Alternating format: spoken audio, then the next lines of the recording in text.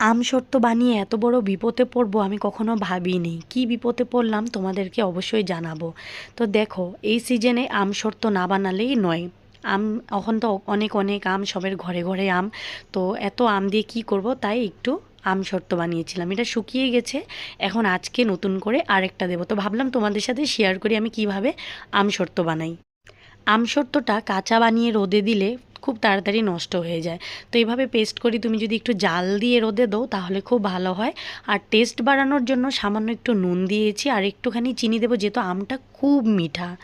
তো কেন বললাম বিপদে পড়ে যাই, আমার মেয়ে আমসত্ত্বটা রোদে দিলেই ও রাখেই না, খুমটিয়ে খুমটিয়ে খুমটিয়ে খুমটিয়ে কাঁচার থেকেই খাওয়া শুরু করে একদম শুকানো পর্যন্ত। তো যে আমসত্ত্বটা আমি দেখেছো একটু আগে আমি ঘরে ঢুকিয়েছি, সেটাও আধা খেয়েই নিয়েছিল শুকাবের আগেই।